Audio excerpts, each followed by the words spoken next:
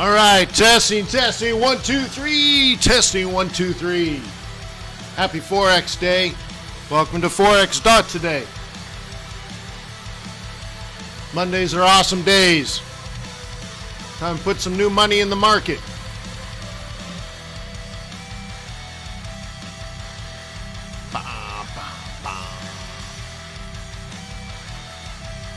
Who's alive? Okay, so it's approximately 8 o'clock in the morning, about 90 minutes before the stock market opens in New York City. My name is Wayne McDonald. I am your guide on this thing we call Forex. So without further ado, click the like button. 3, 2, 1, let's go.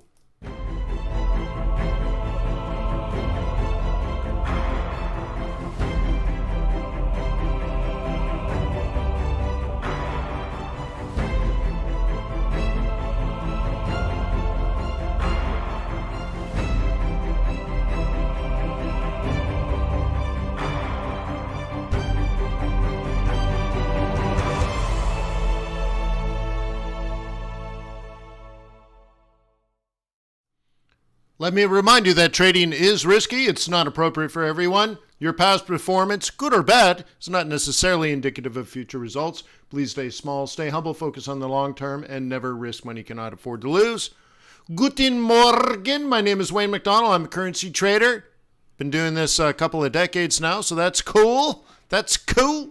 So please ask questions, and I will do my best to teach you about technical and fundamental analysis, maybe address some trader psychology issues. We've all stared in the abyss and wondered if we should jump in.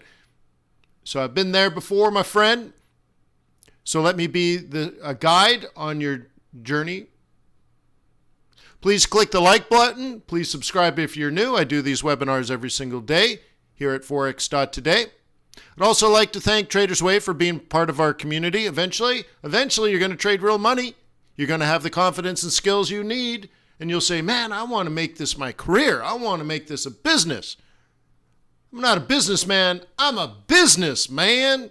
So when you get to that point, you're going to need a broker that you trust. And therefore, give them an opportunity to earn your loyalty and respect now.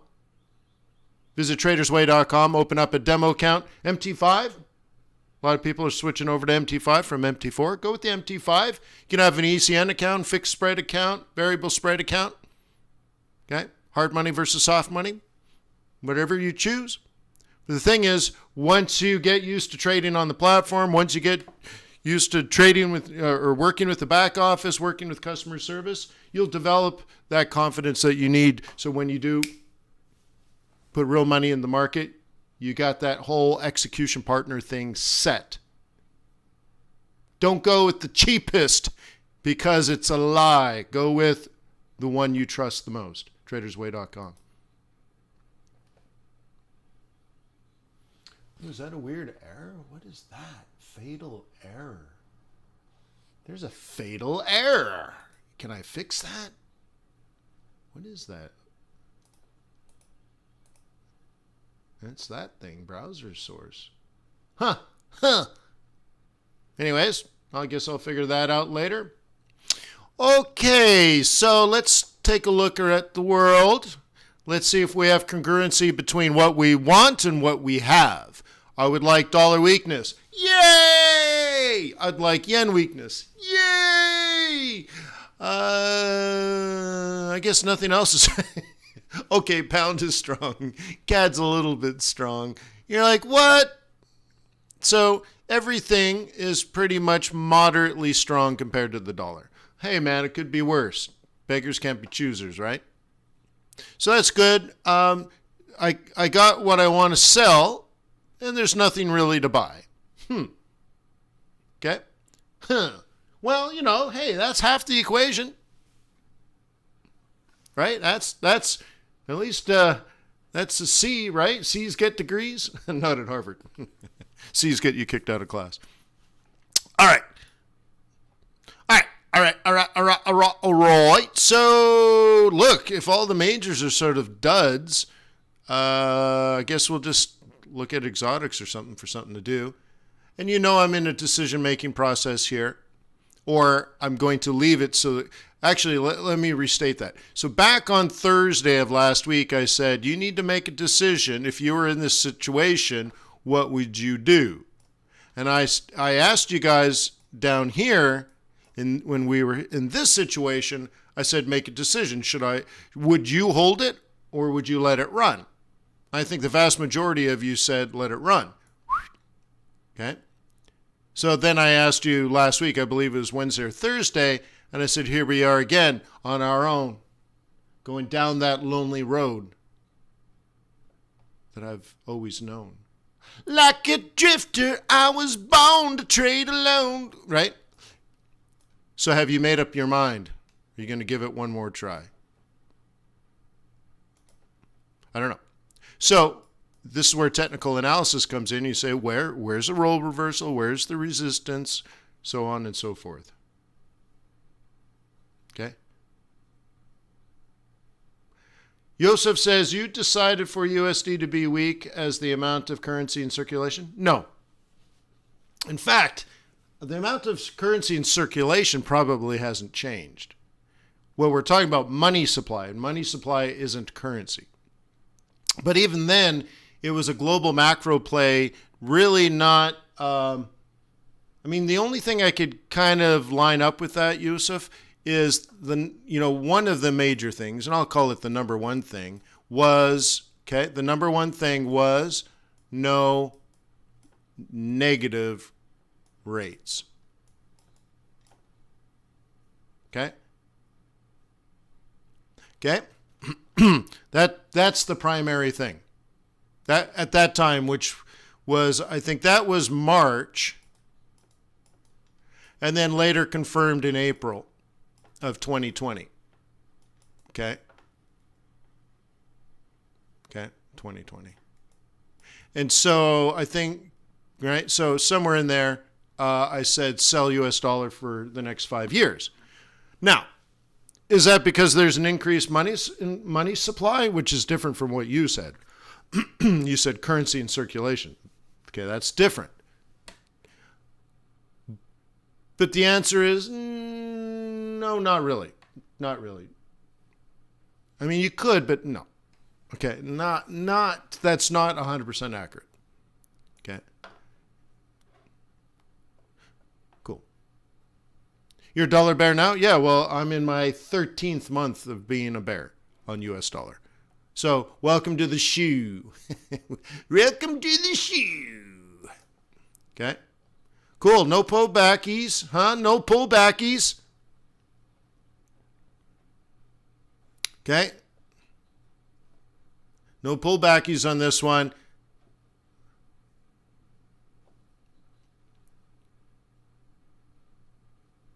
Okay. Unless you're going on the weeklies.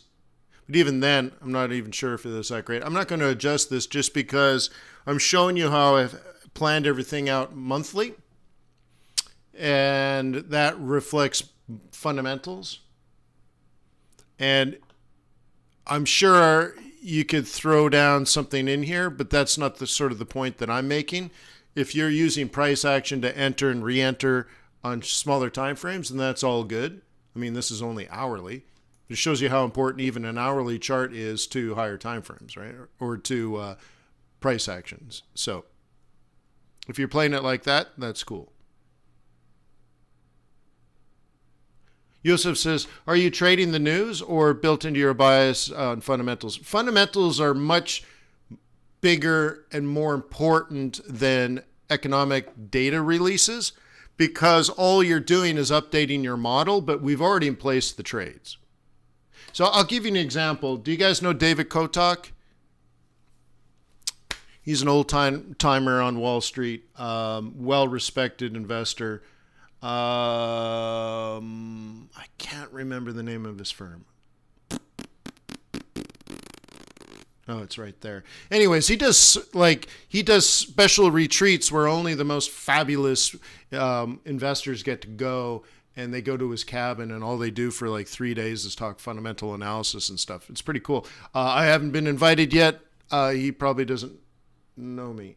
Anyways, David Kotek was being interviewed this morning, and they're like, "Oh my God, the stock market's at all-time high and all this, and so what is your strategy? Are you trying to look for this, and are you trying for that, and are you afraid of buying in at such high prices? And if you look at future inflation and la la la la la la la la, what do you think, David Kotek?" You know what he said? We're already fully invested. We long bombed this long ago.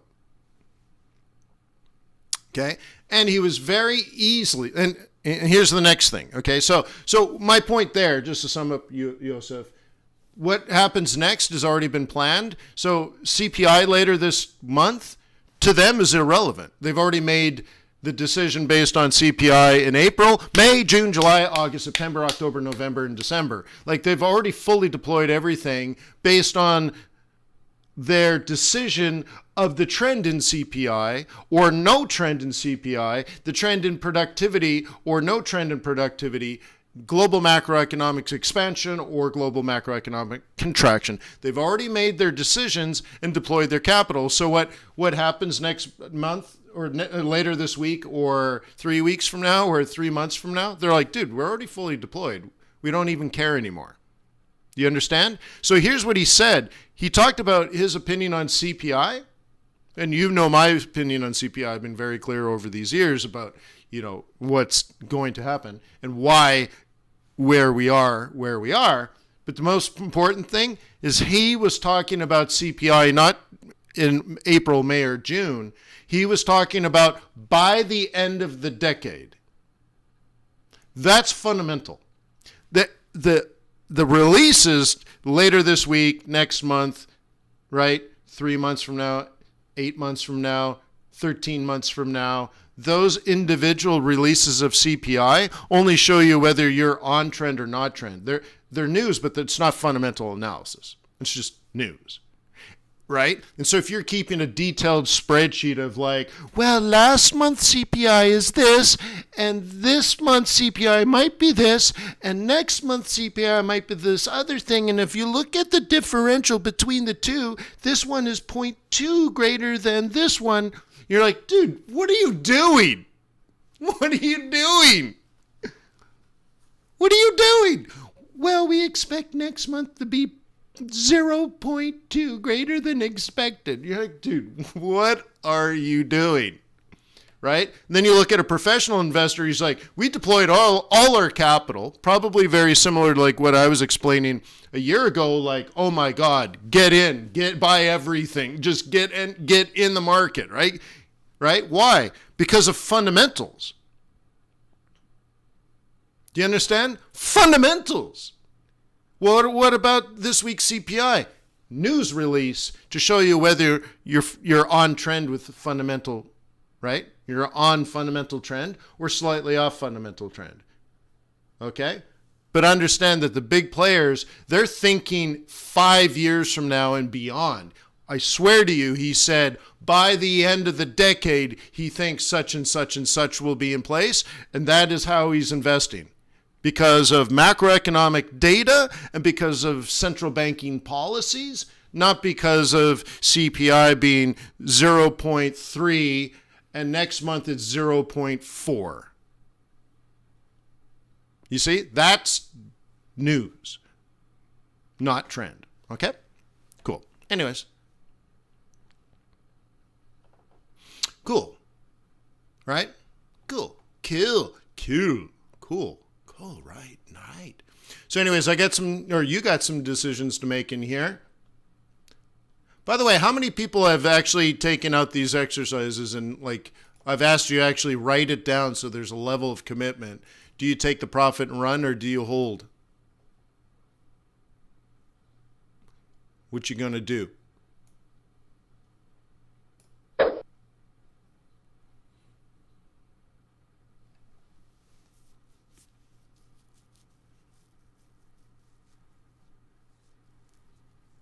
Okay?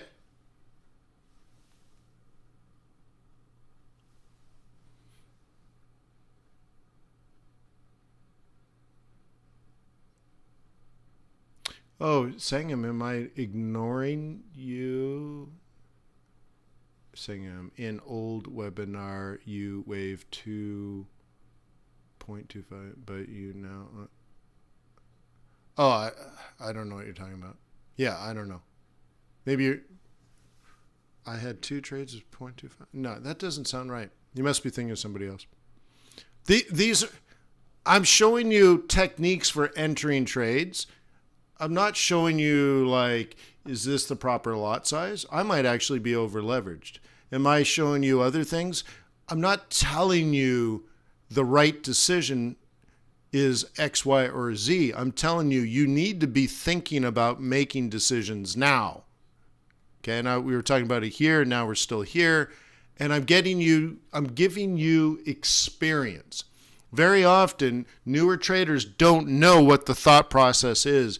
Newer traders don't understand when to make decisions. What are the decisions? And then they don't track any decision they may have made in that situation. So if you don't track the decision you've made, like you're not even trying, then you can't possibly learn.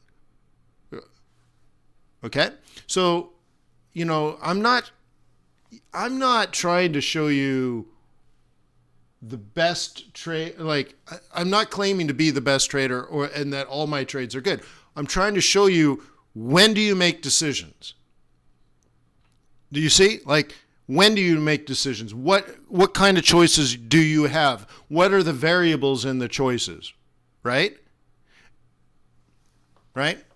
So that's what the lot size. I'm like, what are you talking about? Oh, well, they're the smallest trades I could make, right? But most of you guys are probably over leveraged, so there's something there where you're thinking like, you might have less than 30,000 in your account, and you might be trading more than mini lots, and so the issue there would be you're likely over leveraged. Chuck, go here, okay? Right click and highlight show all, and it'll open up, okay? That's an MT4, MT5 issue.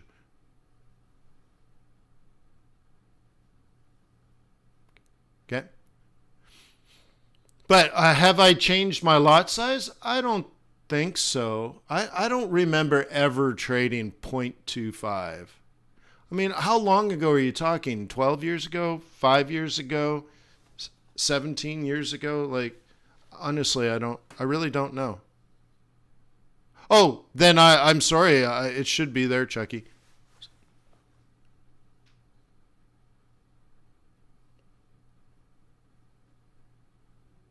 Yeah, maybe I'm not aware of too many things, but if there's multiple, yeah, I don't know. Maybe I was building at the time. Maybe it was, but 2.5, that sounds strange to me. Yeah, all I can say is, Sangam, I don't know, and I don't think I was making a point. I might have been.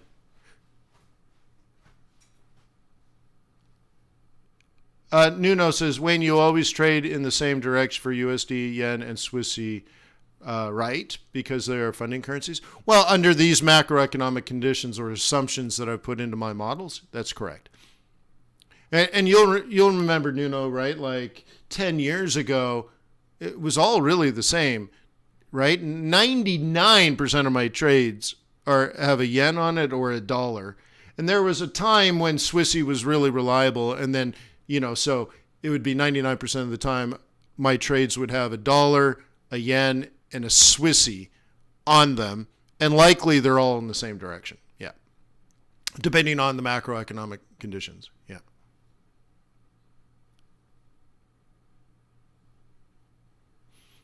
So there you go, Chuck Duck. I guess Rand is not on MT5. Yeah, I don't use MT5, so I don't know. So, maybe that's it.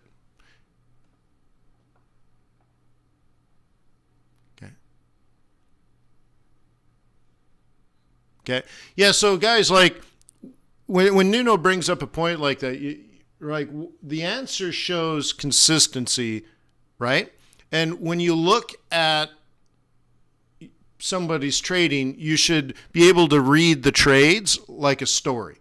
It's not a bunch of random stuff. You should be able to look and say, oh, well, since this period, from this period to this period, okay, they were investing, they were selling the yen, okay? And from this period to this period, they were buying the yen. And from this period to this period, they were selling the yen or not trading the yen at all. There should be clear patterns. If it's gobbledygoo, like you're long one day and short the next, it's not going to make a lot of sense to people. And Nuno's question made me think of that, the consistency, but he also reminded me of there was a time, I don't know, gee whiz, 8 years ago, Nuno, I think it was, I think you were there, YJ. Do you guys remember YJ?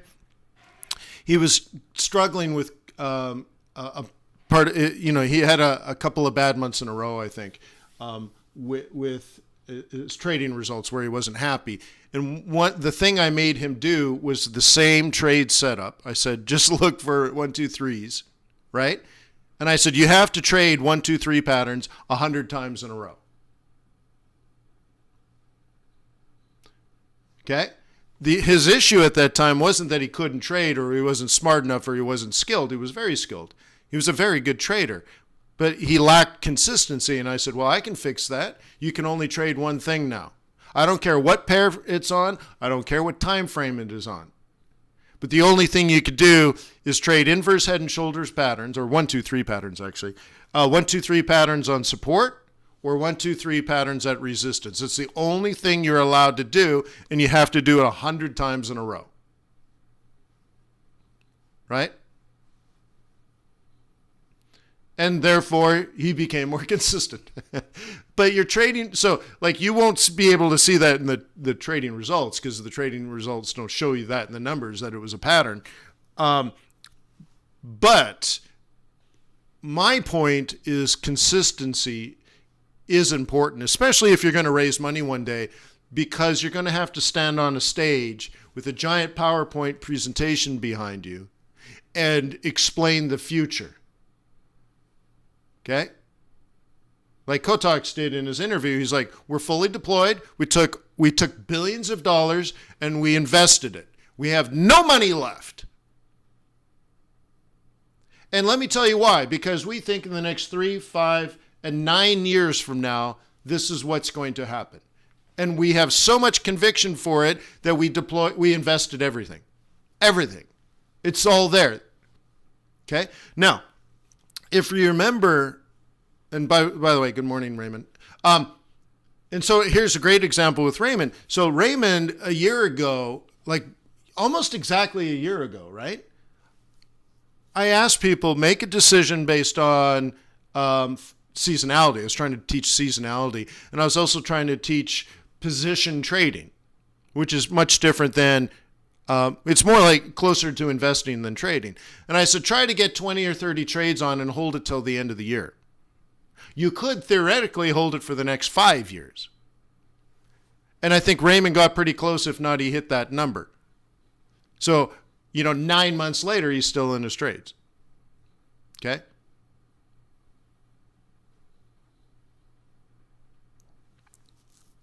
Okay?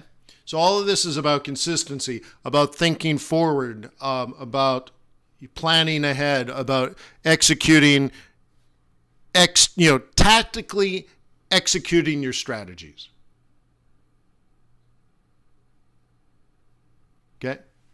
No, I didn't say that, right? But what if being consistent? No, you would no. That doesn't make sense, Joseph. But thank you. Thank you for. It's good to state the obvious, especially if it's not obvious for somebody else, right? Like I've never taught people to hold losing trades. I've taught people to have small trades relative to their lot size, managing that risk by reducing the risk by moving the stop to -3, and then adding another very small trade, and not adding another very small trade, move the stop so you're near break even, and then later on in life or later along in the strategy, move to protect profit. But I've never said, right? I've never said hold losing trades, not even once. Okay? So Sangam, if you read my, or I guess Yusuf said it. Yusuf, if you read my book, there's actually a section in my book where I said you should take pride in your losses. Right?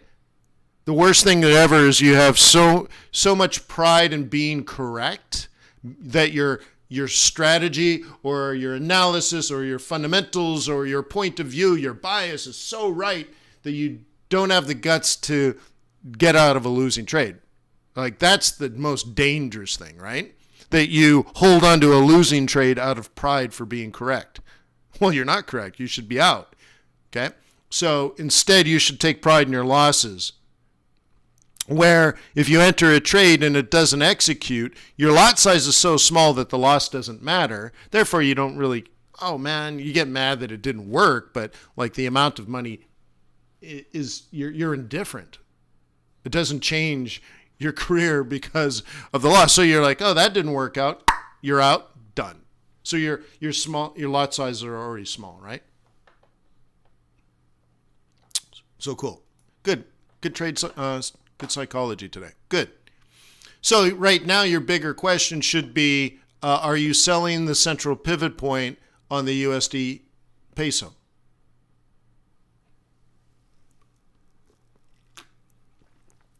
Okay. Okay. And can we get through 20? Well, that would be the big question of the week. Well, Richard says, yeah, that's the name of the game. Cut your losses quick. Well, here's what I've found, because I had to learn over a long period of time of pain. My education was in the house of pain. And ultimately, if you take the loss, it's much less painful when it's small. Okay? And we know the math. You know, if you lose 50% of your account, you have to get 100% return to get back to zero. And if you suck so much that you can go negative 50, there's no way you can, with patience and discipline and being conservative, work your way back to zero. Like, it's not going to happen. You're going to go from negative 50 to negative 100. So you got to protect yourself from that. But here's what I really, really found after struggling many years trying to improve how to manage risk and all that kind of stuff. And I found the real reward is not necessarily you're not going through the physical and psychological and financial damage that having pride in a losing thought process, right? But really what happens is if you get out of the losing trade and clear your mind, right? Reject any sort of mental pride and instead see reality, well, now you got dry powder to get in good trades, right? You're missing good trades while you're staring at your stupid losing trade. So while your stupid losing trade is negative 300, you might be up 180 on the good trade. But you've been staring at it all this time. You're missing good opportunities. And it's so much better. It's so much better just be able to wash your hands of your failed philosophy and instead regroup, maybe take a day off, think about it, what went wrong, where could you be wrong, what signs are out there, and you spend a whole day thinking about it. And so on day 3, you start entering good trades again, where someone else is still in day 3 and now they're negative 300 and they're still attached to, I know the dollar's going to be weak. Okay, no, you think the dollar's going to be weak. And for those that are sort of on the wane train, I've told you, especially in my live trading group, like, be prepared to be wrong. How will you know you're wrong is the big question. Okay, being right is easy. Being right is easy. It's not that complicated. You know some technical analysis, you know some fundamentals. It's not that, right? That's easy. Knowing when you're wrong and you should either take profit or take the loss or cut your loss by going break even, right? When to walk away is always the biggest question. Okay? Being right is easy. Knowing when you may not be right, or you're no longer right. Things have changed. See, once you're up 300 or 400 pips, you're right. You're so amazingly good as a trader, and then it comes all the way back and you end up with nothing. You're like, well, why didn't you take profit? Well, I was going for 1,000. Okay? It's danger, man. It's danger. Okay? Oh, right on. Raina got the central. Good. Good for you. Cool. Good trade. What should we do? Yens? We can do some yens. Okay? Okay. Some danger zone here.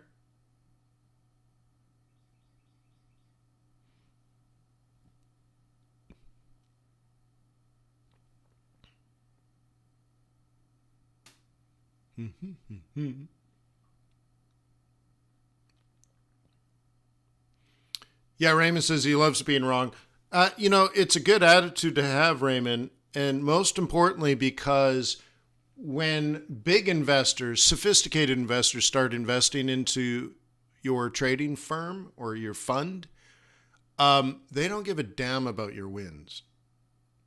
Okay? They're going to try to find out two things. What kind of risk was associated with your returns? So they're going to adjust your returns. And there's many different methods for identifying how much risk. Okay? The second thing is they're interested in how you behave when things go wrong. Either your trading sours, your results sour, how do you behave in that period? But more likely they will look for periods of exogenous shock, something that you couldn't have seen, little black swan events like oil going to zero, COVID hitting, so on and so forth. And they'll look at how you behaved. So amateurs think, oh, well, I make 300% a year. Money's going to flow right to me. That is not true. Right? Any idiot can make a lot of money. It's keeping the money that's difficult. Okay? So therefore, they're going to look at consistency. Right? So like if you combine consistency with eyes that see reality, eyes that notice you may be wrong, your stretch may have come to an end. Your winning period may, or that strategy edge you used to have has faded, and you see it. Okay. So when it's that they want to see, because if you're certain the dollar's strong and there's an exogenous shock and you keep or did I say strong? Let's say weak. Your whole plan is, dollar's going to be weak, dollar's going to be weak. Oh, look at the fundamentals. Oh, Wayne told me dollar's going to be weak. But things change, like COVID continues to crush Europe, or there's a new COVID in China or something, and you don't adapt, then you'll pay the penalty because you're not prepared to be wrong. And that's probably the most important thing, right? If you're willing to say, wow, I could be wrong here, right? And before anything goes wrong, before there's losses and stuff, you take profit, you bail, and you're so open-minded, you're so confident in your ability to make, to have good analysis and make the tough decisions, that you're like, you know what, I'm going to protect my client's money here, and I'll bail on it. Well, 5 years later, right? So you close all those positions, and then over the next several months, you slowly build positions again.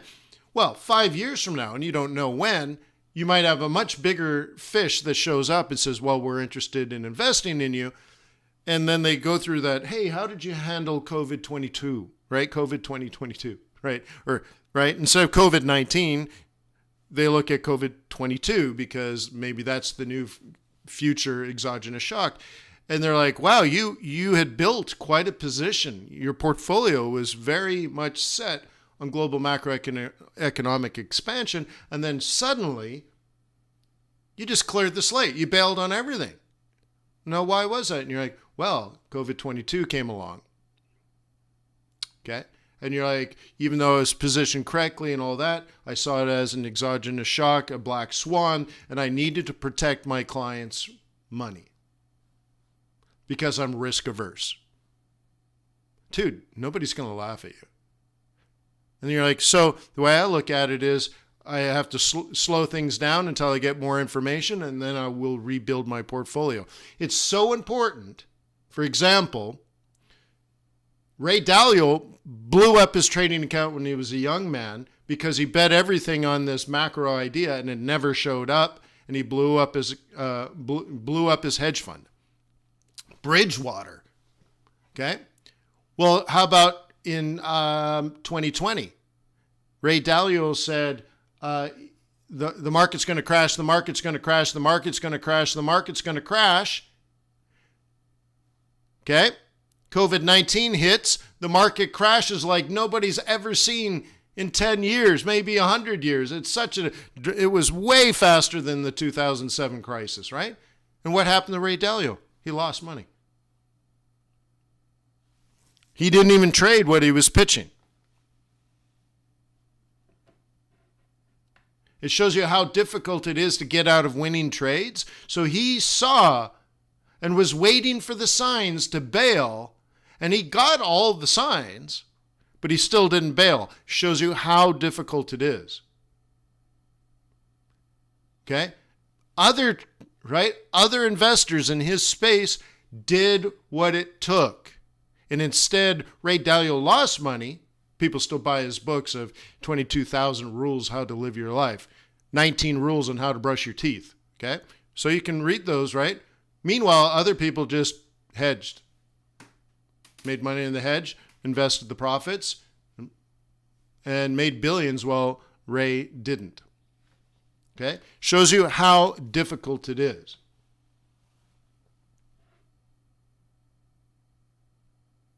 Yes. Yeah, good point.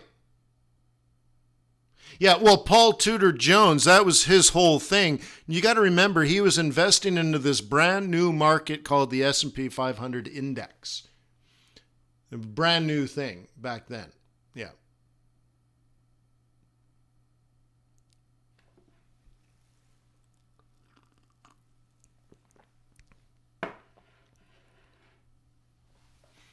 The thing, if you guys have seen the Paul Tudor Jones documentary from the 80s, the part that I liked, because it showed him in his office and he's like, they were predicting the stock market crash. That was their whole thing.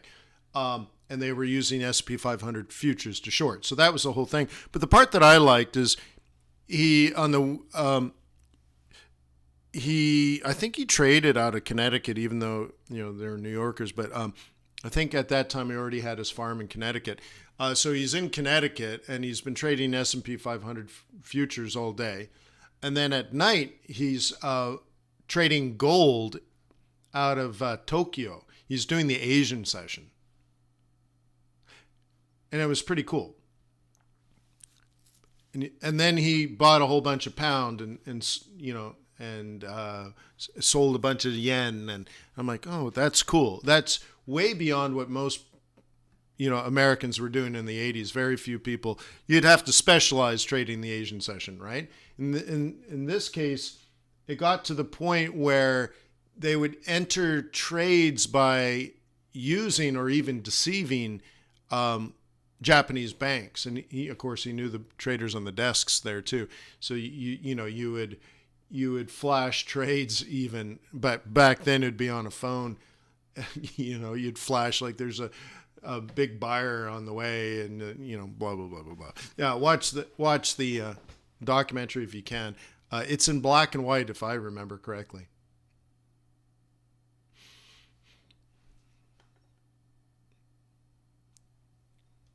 Okay.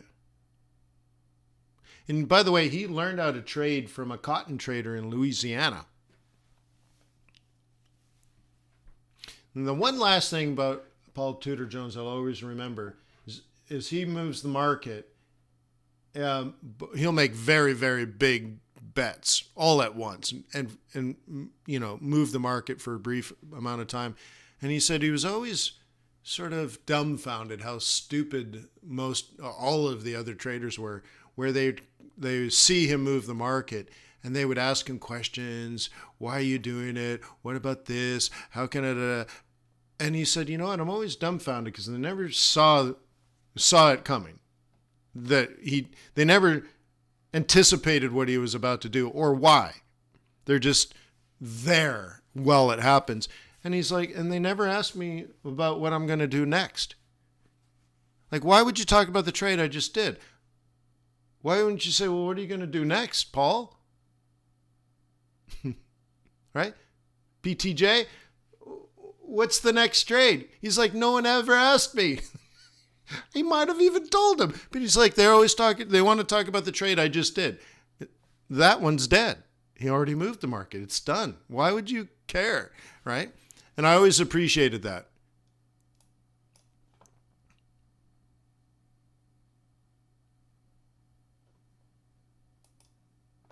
Cool.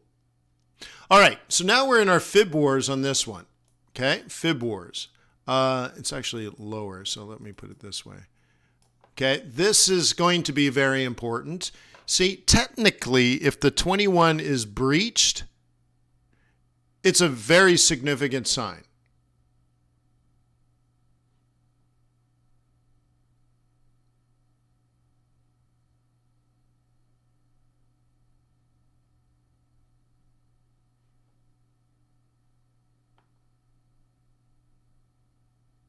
Okay. So right now we've kicked off the monthly. We're riding the daily 21. You believe in that or you don't. Okay. And to me, it's that binary. This is, if you're a bull, this is straight up bullish. No other way to look at it. But if it does drop back down through the 21, it throws the 55 into play, and it throws out a bottom here, right around here. And that's one of those situations where maybe you think about managing it. Okay. So let's look at it differently. Now, a bear sold it off the shoulder, obviously. Okay. It's what I mean by fib wars is, they're going to fib it this way and you'll see that sweet spot, right? But the other way of looking at it is they're trading the head and shoulders. They're selling resistance. They're selling the midpoint psych level, 87.50, whatever. They're being bears, dude. Okay? If you don't know where the bears are, you don't know how to trade. So they're just being bears. The thing is, are you a bull? Do you have conviction? Have you thought about this technically and fundamentally? Is this going up or not? If your answer is yes, you have everything you need. Like, that's awesome, and that's awesome, and that's awesome. And you're like, well, what about today? What do you mean today? Gee whiz. Okay? So here's another way of looking at it. Okay? You take a smaller time frame. We'll do from Friday. So here's Friday. Friday's low. Friday's high. And you fib it. Therefore, you would look at this as London took it off the 618 and it will go higher. And you are taking it to 88. So you're going to buy it at 87, or you could have already bought it at 87. And yeah, as long as it's above 87, you're buying. So now you drop into a smaller time frame. Okay? And you have now London open, and now you have New York open. And it's either going up because you're a bull, or you take a break.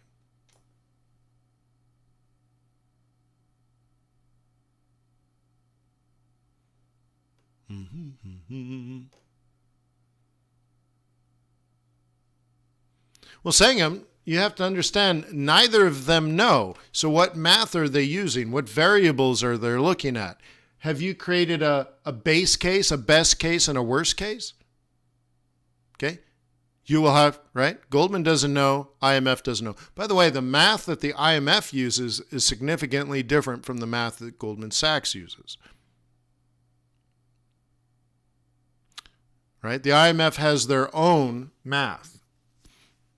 It has fuzzy logic built into it. So they're trying to do things slightly different. Okay. Chuck Duck says, don't we have 15 more minutes? To me, really, New York opens closer to 7 a.m. because you guys already know, right? Trading oil and trading gold between 7 and 9, right? It's not a minute. And by the way, if you're going to do a precise when is the start of the New York session, that would be 9:30 is when the New York stock market opens. Okay? I'm talking about when do hedge funds in the United States start deploying capital? When they wake up. So when is that? Okay? It's not a specific time. It's the morning. Okay? So, I was certainly up an hour ago. Right? Right? So to me, this is just, that's that. It's not that precise. Right? So for example, let's go to commodities. Let's take a look at gold. You guys, I've taught you how to trade gold a bajillion times.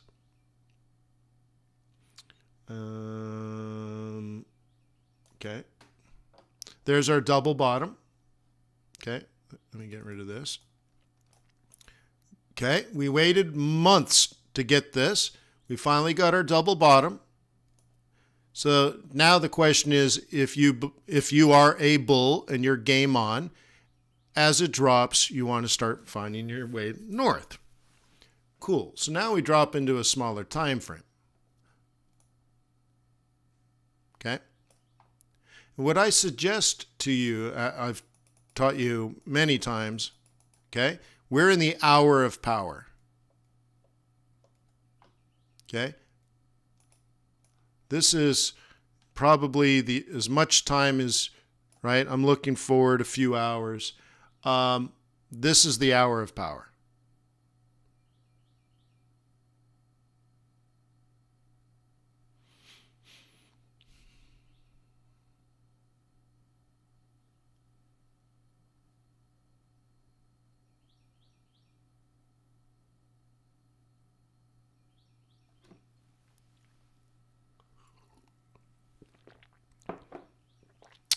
Saying he also does that because it's super relaxed regulations. Like New Zealand, for example, let's say you're somewhere out in the world and you're going to be convicted of a crime and go to jail, and instead you decide if you invest $5 million in cash with the government or some sort of investment scheme in New Zealand, they will give you a citizenship and you can move to New Zealand and avoid extradition. Oh, that's cool. Thank you, New Zealand. So you just got to invest $5 million and then buy yourself a $25 million palace, and you live in your palace in New Zealand and everything's beautiful. And you're like, man, I love New Zealand. Okay? So it's a good out. Right? It's a good out.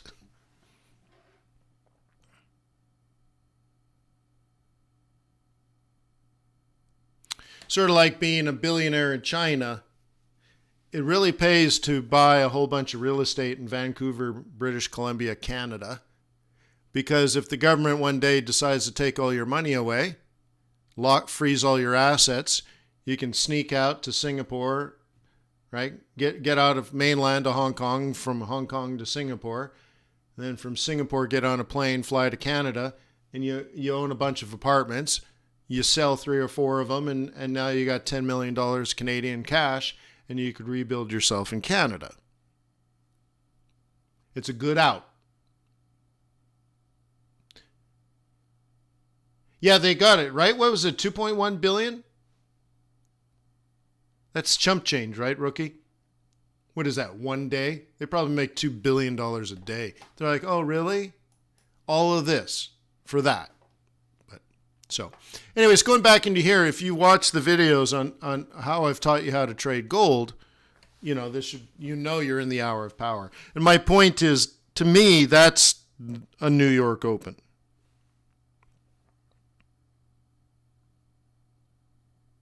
Okay? That's the New York Open. Yeah. All right, cool. So let's do some dollar, and then I guess we should go through the calendar. Okay. Got a little trade creeping in there, just farting around. Caught it on the open on yesterday, on Sunday. Aussie, I'm very mediocrely, like I'm not convinced up, but I don't know. It was an op. So where is this supposed to go? Yeah, I think first of all, I don't think we're going to go to 79.55. I don't think we're going to hit 80 in April, but we might by May. So it's one of these things like, I don't expect much. And I'm going to manage it that way. Like, I have moderate conviction. I have moderate love. It's meh. Meh. So we'll see. Just giving myself, right? How do you backtest fundamentals? You can't backtest fundamentals.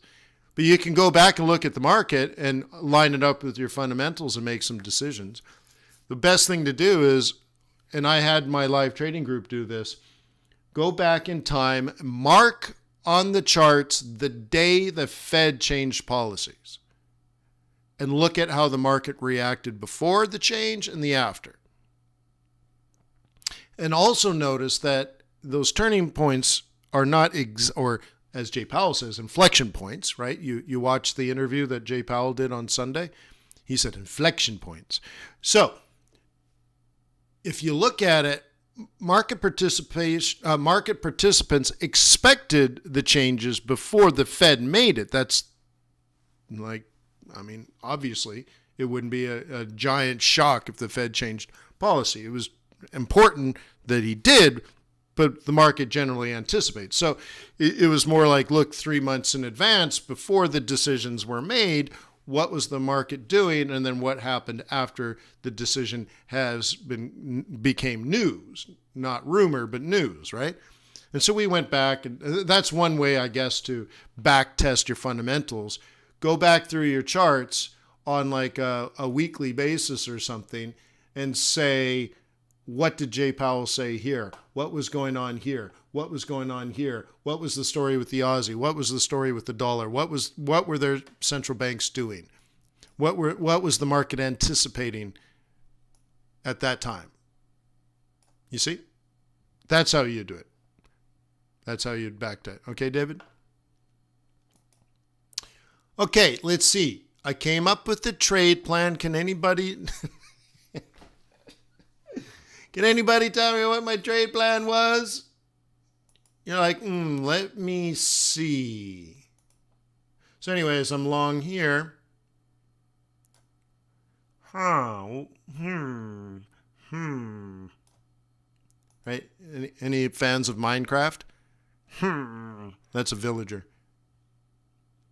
So let's see. And of course, the big issue here is, oh my God, we're between the 55 and the 200 on the daily. What's going to save us?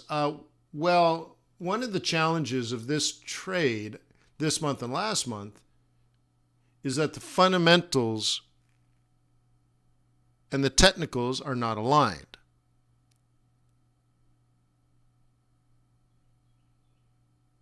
Sangam says losers can't do that level of homework. Well, yeah, right. Yeah, of course. It's too difficult, right? It's hard having so much money. Yeah, the funny thing is, though, right, just Sangam says that the losers can't do that kind of work.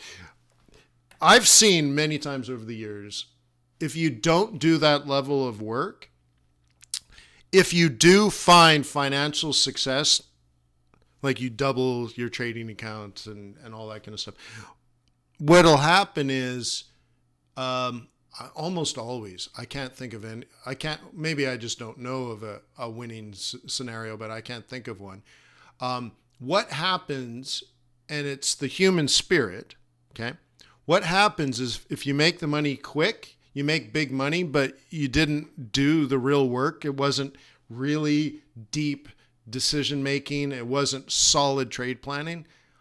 What happens is humans will self-sabotage. You won't be able to handle it. You'll blow up your account because you know you don't know what you're doing. You just know it. You can't sleep at night because you know you got lucky. And you're going to become unlucky. You're going to become unlucky. You're going to give it back. You're going to give it back. It's just luck. This is you talking to yourself. You're going to blow up your account. Everybody blows up their trading account. You don't know what you're doing. Uh-oh, that's a loser. Uh-oh, I knew it. It's coming. The big, and what happens is, okay, ultimately, if you find success, I'm not going to purport that if you become a master in fundamental analysis, you will be a success. No, you could suck. But I'll tell you, if you find big success in your trading results, okay? If you do find it, and you have actually done the work, right? The hard work. Like Sangam said, losers can't do that level of work. Let's say you do that level of work, and because of your mastery of both technical and fundamental analysis, maybe a little bit of luck, right? You find big success, you know what?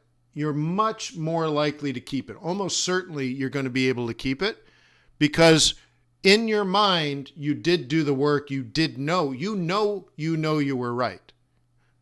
Versus you don't know why you were right, so it was luck. Well, if you can sleep at night, you're like, yeah, man, I made huge money this year. Why'd you make huge money this year? Because I did a massive amount of work. So how do you feel about your money you made?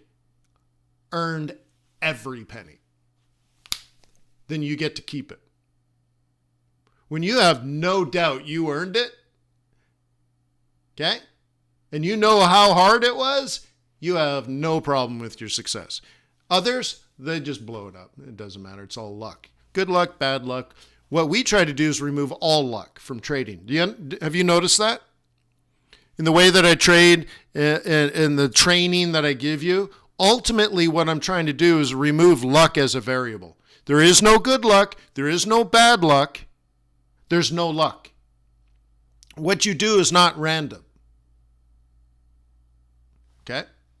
So if you find success, you're like, yeah, well, I did the work. That I obviously knew what to do. And you're not shocked by it because you're like, well, I know. Jay Powell said he wasn't going to go negative. I mean, I sold the dollar. Like, of course. Like, what else would you do? In your mind, you're just like super confident. You're like, it wasn't me. I just understood what he said. And I started trading and I made money. I mean, like, I couldn't imagine doing anything else. And you're that confident. Not that it was your genius, but you're like, well, dude, I read the tea leaves. I had the variables right in front of me. The central banker in control of the reserve currency of the world looked me straight face in my eyes and said, sell the dollar. So I'm like, okay. Okay. And you feel confident because you made these decisions. And that's what probably the most important part of all of this is you have done the work. You will be able to sleep at night and you will be able to keep your wins. You will be able to keep your profit. You will be able to grow your trading account over long periods of time.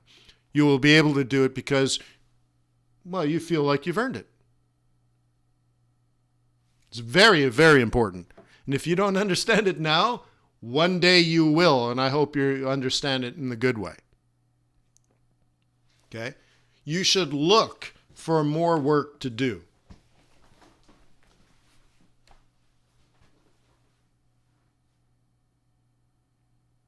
right?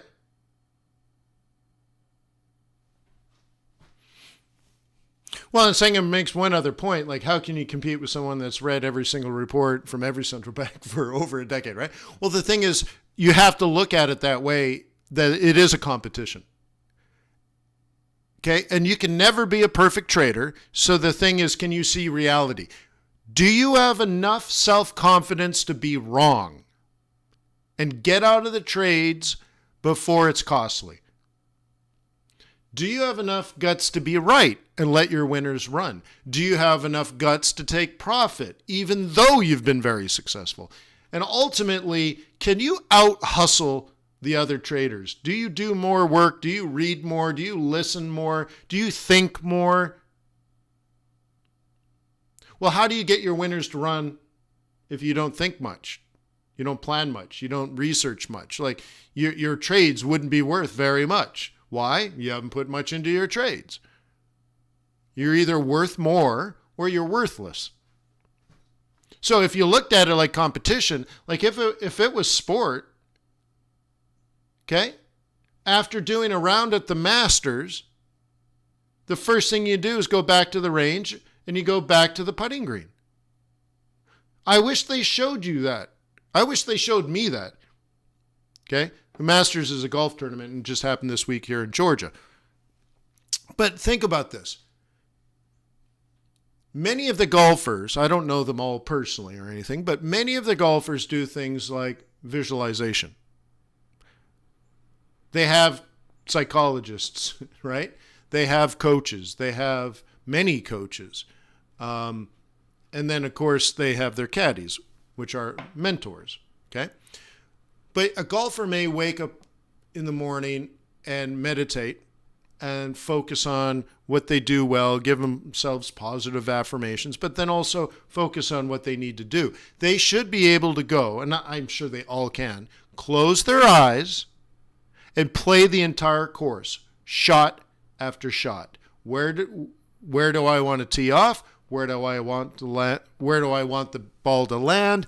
What's the slope of the fairway there? What's the second shot? If the pin is left, where do I go? If the pin is right, where do I want to go? What do I want to avoid? And they go through every single shot. Right? Then they have a proper breakfast, they stretch and all that kind of stuff. Then they get to the course. Maybe practice some breathing, and then what? Putt. Then what? Driving range. Then what? Putt. Dude, they're 4 hours, maybe 5 hours into their game, and they haven't even teed off. They haven't even started competing. They're preparing to compete. And these are people that golf every single day for their entire life. Then they show up and they play a brutally challenging course. And it's not physically brutaling, it's psychologically challenging. It's brutal on your spirit. Then, when you're done and you're exhausted, you just want to go home and have a scotch, what happens? Back to the driving range, back to the putting green. Okay? I want you to think like a professional athlete. They're the top 88 players in the world, and 60 of the 80 got their butts whooped on that course. Barely even competed. That's how challenging it is. So then how do you get to that next level? Okay? So if you were that prepared, okay? If you were that prepared for your trading, I don't know if you'll be successful, but I'd like you on my team. I'd keep you close. Because you'll probably be successful. Okay? Do you guys remember I used to teach putting? A form of trading? This goes back many, many years. Maybe 10 years. And what I would teach you is to line up 15 OCOs or 25 OCOs. The problem is the market's so slow now, even a 25 OCO might take you half a day. It's crazy. It used to take 4 minutes to make 25 pips. Now it takes you all day to lose. Okay? So I used to teach, right? Putt for dough. And the idea here is to teach a level of consistency, I suppose. Okay? And it goes back to Phil Mickelson, the golfer. And I read that, over his career, he's been one of the best golf putters in the game. And he does an exercise every morning because he has a little golf course in his backyard. So he wakes up and he's probably still in his bathrobe, right? Going out there with his mug of coffee. And he grabs a putter and he grabs 100 golf balls. Okay? And it's a nice flat green. And he sits 6 feet, stands 6 feet away. Tiny, short little putt. Okay? Easy, right? But he has to do it 100 times in a row. And if it's on the 87th time it lips out, he has to start over again at 1. So every single morning, he'd go out and make 100 6-foot putts in a row. And he says the reason for it is when you're standing above the ball on a green and you're about to win the tournament or lose the tournament, and you're 6 feet away, and the world is watching, your career, your legacy is on the line. You're already a millionaire, so if you win another $1 million, you're like, well, it puts fuel in my jet. You don't see the $1 million, the jet gets it, so you don't really care. Okay? But you got to win tournaments. If you're going to go down in history of one of the best, you got to put the ball in the hole right here, right now. And if you're not prepared, right, a losing trader, or in this case, a losing golfer, is going to say, don't miss to the left. Don't miss to the left. I've been missing a lot to the left. Don't miss to the left. Everybody misses to the left. I've been missing them to the left all day. Just don't hit it left. And you hit it like 3 balls to the right and you weren't even close. Instead, because you've done the work, the golfer stands up to the ball and says, I got this. I can do this 100 times in a row. It will always go in. I'm going to win because I'm prepared. I have confidence. I know I can do this. And you pop the ball dead center. Okay? So that it's a psychology thing.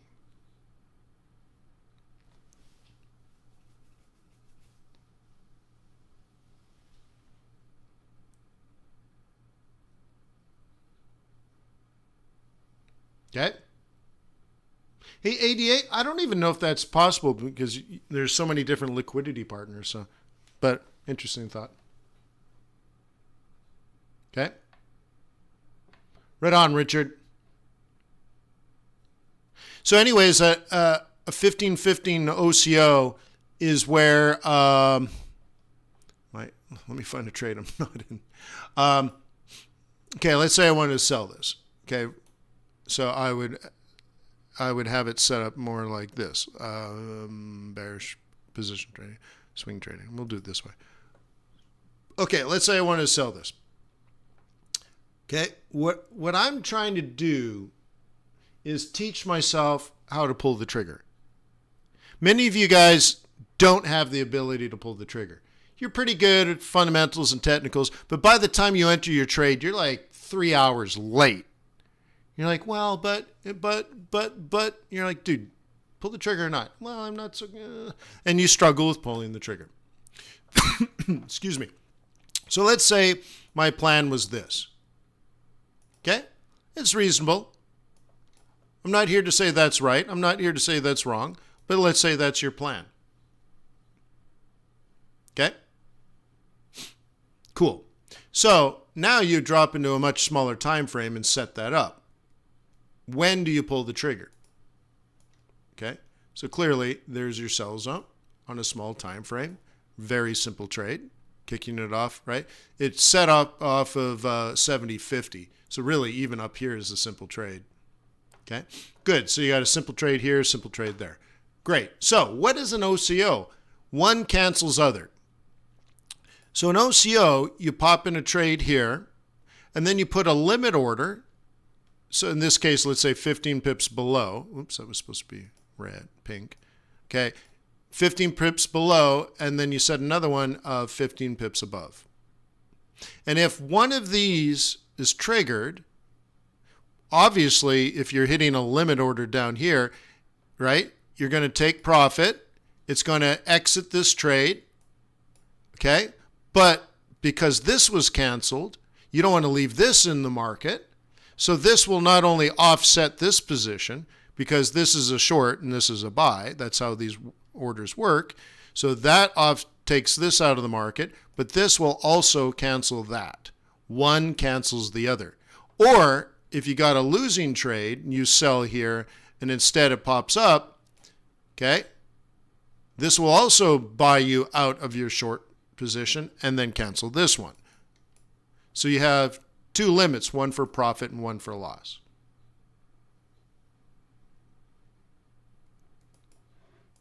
Right?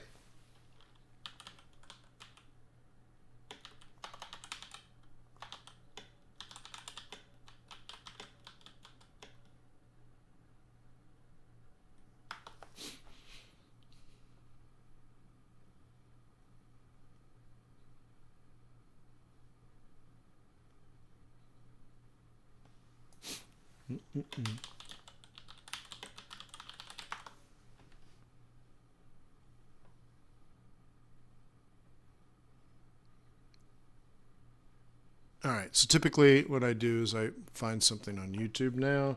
Let me go there, youtube.com/fxbootcamp. Maybe it's there.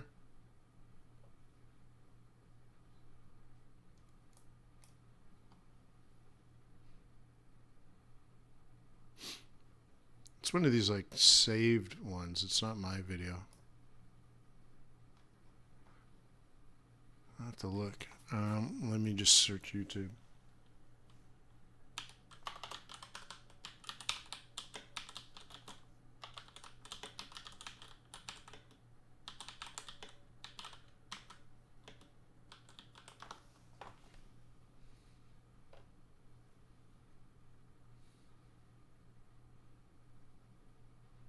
I think it's this one. I'll put a link. Every love story is beautiful, but ours is my favorite. What? This guy's going to make me a millionaire. Cool. How I feel about you. All right. Bloomberg Educated Investor is brought I'll put a link in here, full disclosure for YouTube. And I'll talk about an OCO here.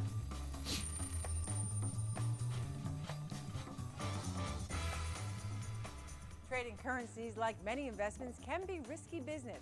The 24-hour-a-day market is highly speculative and extremely volatile, so you'll need to have a trading plan in place before you begin. There's no 4 o'clock close. I need to realize that price action will continue on beyond in a 24-hour fashion, so let me understand and learn the tools that are there, like orders. When you put in an order, the way that you manage your risk is by using stop losses and limit orders. You put in a stop order that says if things go bad, if your analysis was wrong and you start to lose money, at a certain point when that stop loss order is triggered, you're taken out of the market before things get worse. Then there are limit orders that protect you when you're making money on the trade. They are also called take profit orders. A lot of times what people will do is that they'll see their position move in their favor and then they'll let it completely reverse against them. McDonald protects his trades using both tools, and when one is triggered, it cancels the other. It's called an OCO order. When I place an order, I actually place 2 different orders, a stop loss to protect me from the downside and a limit order to where my profit target is.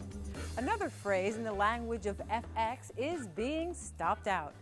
Let's say you want to go long, you're buying, the market turns sour on you, you're losing money. You have a stop loss order in place to protect your downside. When that stop loss is hit, you're stopped out. With a proper risk plan in place, you have a better chance of surviving losing trades and profiting when you make winning ones. Thanks for watching Bloomberg, The Educated Investor. I'm Carol Biaggi. So there we go. That's me talking about OCOs. So go to okay. So the way that I would do this, so remember, the point here isn't to make money. The point isn't this is a trading strategy. This point is, how do you develop the confidence to pull the trigger when you need to pull the trigger? A lot of traders struggle. They sit and they look at their charts, and then they bite their fingernails for 3 hours, and then they enter their trade late. Piss poor entries are never going to be rewarded. Okay? So instead, you got to practice and develop the confidence. So one of the things that I've taught people over the years is you do something simple like a 15-15 OCO. The reason I do 15-15 typically to start goes back to when I did my pro forma cash flow statements back when I was a young trader, and I found if I can make 15 pips, almost always I made 45 or 50. And if I couldn't make 15 pips, like if I was practicing with 10, I could have a bad trade. I could be totally wrong in direction and still pick up 10 pips just sort of out of luck and volatility and stuff, right? So like any idiot can make 10 pips, but to make 15 pips, it's probably a pretty good trade. And then of course the next step is find out how good the trade is. If you can make 15, it's probably worth 45. It might be worth 145. But we don't know that yet. So this is more like, how do you get confidence in your ability to pull the trigger? Well, one start is pull the trigger. Okay? And the second thing is track how good you are. Okay? Pulling the trigger on a shotgun, especially the first time, is frightening. Okay? But once you start hitting some clay pigeons, you realize, okay, you can do this, right? It's not that scary. If you handle the weapon appropriately, you'll be fine. The next thing is you want to get better at aiming and timing. Okay? Has anyone remember the first time they pulled the trigger on a shotgun?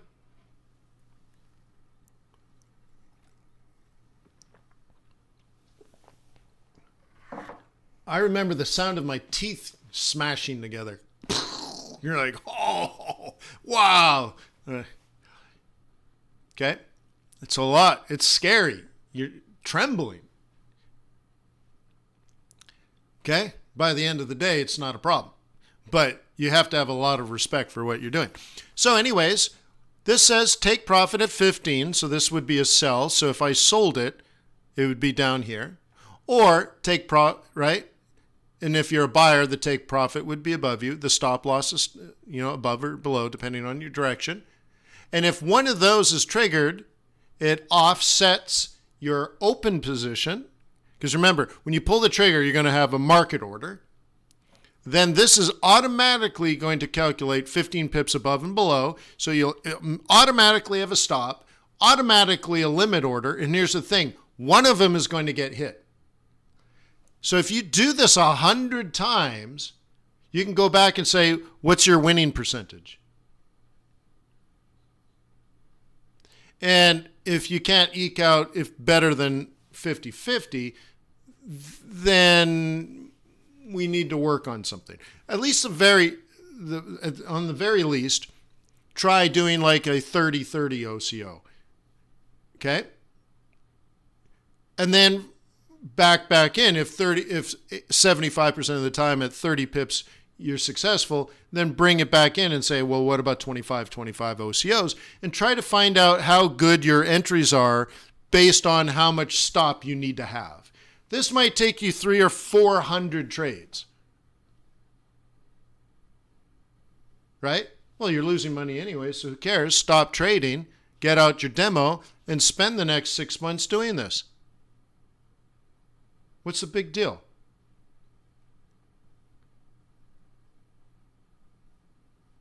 Okay?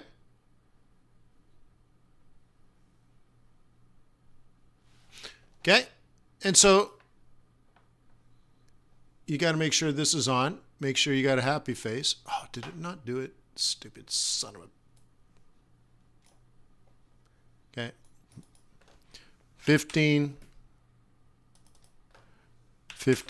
OCO. Okay? Where do you find the auto stop? It's at metatraders.com, and I believe it's in the day trading course.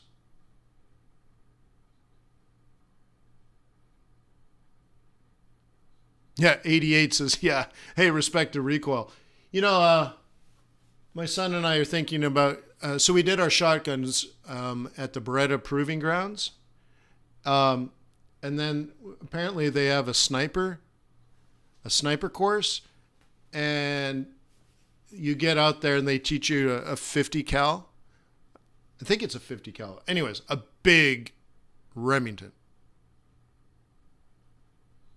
Sorry. Why would they use Remington? Sorry, a Beretta rifle, but it's a big one. I think it's 50 cal or very close. And like, respect the recoil, and you might want to have an eye patch on. If you got to stare down the scope properly, otherwise you're gonna look like Mike Tyson hit you in the face. You're like, is it red right here? You're like, oh my God, your eye is popping out, right? Like, oh, did Negan stop by? So anyways, so I got a happy face here. You can double check whenever you want, right? And then now all you need to do is trade. Double check your properties if you want, 1550 OCO. So you do stuff like this. So consider it now, to bring it full force. We're thinking about Phil Mickelson. When he started as a professional, he was already one of the best in the world. They knew it. He was a young Tiger Woods before Tiger Woods. And despite being special, being more talented than people twice his age, he still would practice like this. Okay? And so what you do is you make your little putt. Okay? Wait for it. So there's an entry. And by the way, that's not a good entry. The good entry is up here. And, okay? You see? There's the stop. There's the limit. So now what you would do in this exercise is nothing more. Okay? Nothing more.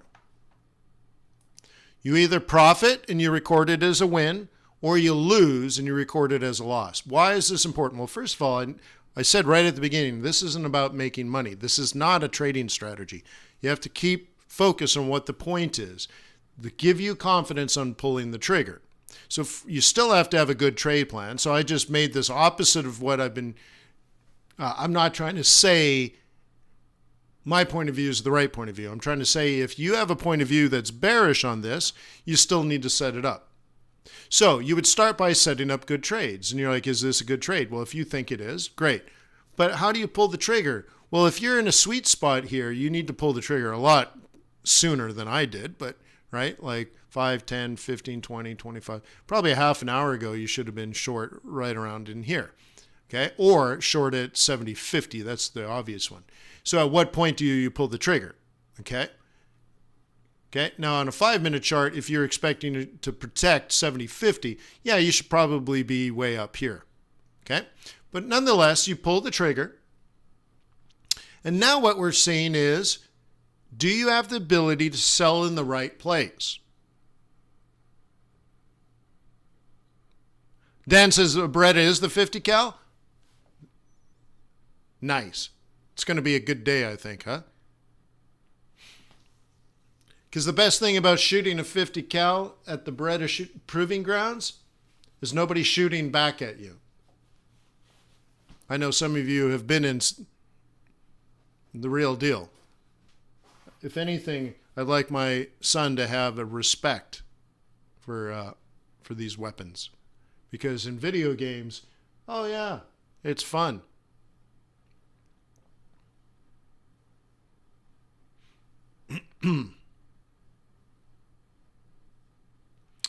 Yeah, I think the reason I said Remington, I think David Pegler said he was issued Remington in Iraq. Okay. So, anyways, going back to here, you have to do this 100 times to remove the luck factor. And then I want you to take a look and see what your results are. And say, do the majority of your trades win? Or do the majority of your trades lose? And of course, if the majority of your trades lose, your trade plan isn't that good. Or your entry isn't that good. And now you have uncovered something to work on. And you'd start messing around now. Because you have to understand who you are as a trader. And if you're about 50-50, let's say you're somewhere between 40 and 50, you might want to say, okay, what if I, instead of having a 15 pip stop, like I said, try 30. And then you might find 30 is not necessary because now 80% of your trades are winners. Well, then what is the appropriate amount of risk? Because once you understand your appropriate amount of risk based on your trading history, then you now have the ability to adjust your lot size. So let's say 70% of the time with a 25 pip stop loss, you can hit 25 pip winners. But it's not because you're a scalper, it's because your trade plan was generally correct and your entry was generally good. So now you can start messing around. Well, what lot size should you have relative to your account size, knowing that any given trade really only requires a 25 pip stop. So now you actually know, you have, see, if you know that variable, how much risk are you going to take on every trade, then you can calculate how much risk. A lot of you will say, well, how much risk do you take? And you're like, well, I only take 1% on a trade, which to me is crazy. And then the next thing is, well, what's your average loser, or how far is your stop? And you're like, I don't know. Well, then how do you know 1%? Well, I take 1% of my account. Okay, well, you throw down 1% of your account. What if you lose 400 pips? What percentage is that? Okay, like people do weird math, like they don't understand. So now if you say, well, my average loser is 25 on spot trades, let's say, now you can figure out, well, your worst case scenario is your lot size minus 25 pips per trade. You're like, well, that's $250 or $25, depending on your lot size. You're like, okay, well, how much is 25? Okay, so let's say you trade 3 times a day over the course of a week, and every single one are losers. How much do you want that to be recorded as, you know, as on your trade history? And so you can start playing around with the math. Now, the next thing is you start messing around with your limit orders, your take profit. So now you know 70% of the time with the 25 pip stop, trading the way you trade, entering the way you trade, you're going to hit the 25 pip stop. But what we don't know, is it worth 200 or is it only worth 25? So now you know your risk is fixed at negative 25. So now you move your OCO from negative 25 stop to plus 50. Do you maintain 70% winners? Or does it drop to 60 or 50 or 40? Because now, if you're doing 25% winner and your average, loser, and your average winner is 37, okay, it's better than the 25. It's better than a 1-for-1 risk-reward ratio. But why are they worth so little? And now we have to go back. Is it your entry? Are you entering good trades a bit late? Why? And then why do they run out? Are you day trading? Are you swing trading? What happens if you do 25 250 OCO? What if, right? What if, right? And you start playing around with these things. I've had people I've mentored, we start with like 100 OCOs. What does this tell me? Well, after a couple of dozen trades, if the vast majority are winners, that's good. Their strategy is good. Did they need the 100 pip stop? Probably not. So now do 50 100 OCOs. How many times you get stopped out? See, now if you go from, let's say, almost all winners to now 50-50, what that tells me is many of your trades go negative 50 before they go plus 100, which means now you have a pain to gain ratio that you understand. How much money do you typically lose before your trades become a winner? Which will tell you you're probably early in your trades. And now we can work on your timing. You see, like if you don't understand your trading, you're not going to be very successful. And all of this is about developing an understanding of your strengths and weaknesses, and then you can create strategies on how to improve. But if you don't know this kind of stuff, like, how are you supposed to get better? What's your pain to gain ratio? I have no idea. What's your average loss? What's your winning percentage if your stop is 50? I don't know. What if it's 35? I don't know. Like, so how are you going to improve? I don't know. I was hoping you're going to help me. All right? And then you're like, well, I can. Deep dive, guys. You need to do a deep dive. And remember, for me, the key here was 15-15 OCO, because I knew from doing exercises like this, if I can get 15 pip winner, I'm going to make 45 pips most of the time. And right? What kind of confidence do you think you have if you see it tick over to plus 15? You're like, I got this. This is good. I got this. Okay? You're like, this is going to go. Because if it gets to 15, it very rarely collapses on me. So now I can walk away from that trade and go find a new trade. And that one's fine. It's good. I birthed it. It's walking on its own. You're like, okay, go over there. And now you go find the next trade. Because on winning days, what you do is you buy this pair, let it go. Manage the stop, of course. And then go find another trade. Buy that one, let it go.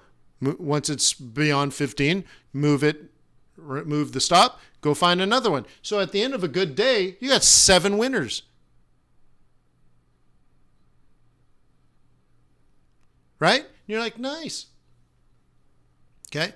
So by the way, if you were up here at, let's say, 40, and we're down at 30, we're almost on a decent OCO, right?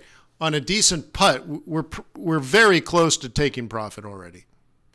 Because the entry's piss poor, it's probably going to take 2 cycles to get all the way down here, even for a pathetic little 15 pips, right? I should be up here, right? This is where I should be.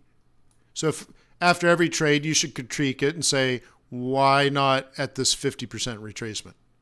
Okay? Certainly, why not the 3A2? Okay? And then, of course, if you're up here, guys, if you're going to sell it off the top, so you're really short at 45, your first 15 OCO would be profit taking right now, and your second one is plus 10. Okay? So imagine now you do this for days and weeks.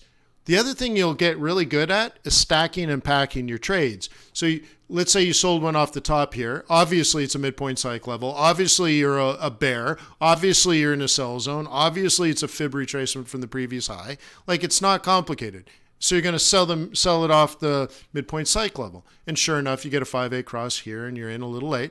Okay? But what will happen is you'll be in the first one as a winner, and the second one as a winner, and you'll start moving your limits and moving your stops.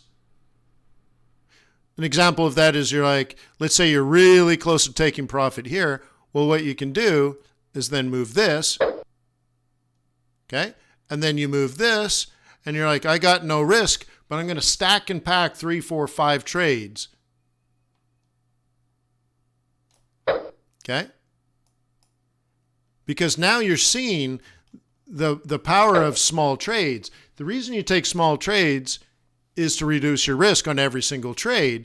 Instead of putting 3 lots up here, well, you could put one here, let it get profitable, put a second one on, let it get profitable, get a third one on, let it get profitable. And then the first one hits 50 pips, the second one hits 30 pips, the third one hits 15 pips. Okay? You're like, dude, that's like a 100 pip day. That's a good day. But the thing is, 100 pip day, but you were never risking more than 15 on one. On the second one, when you risked the 15 on the second one, you were already up 15 on the first. Okay? But even if you don't count it that way, what you can say is you had 3 profitable trades taken one at a time. You never risked more than negative 15 on one trade. yet you pulled 100 pips out. Right? Dude, you got like a 5-6 to 1 risk reward ratio. Why? Because you're learning how to trade properly. And that's my gift to you. Thank you for being part of the community. Please subscribe, please like, please comment, please share. Please leave notes on the recordings, even just to say hi. Say, hey, Wayne, happy Monday. I'd appreciate that because all of that tells YouTube this is quality content, and maybe we can have a few more foreign exchange traders as part of our community. Okay? So, peace on earth. May the pips be with you. May our profits be above average.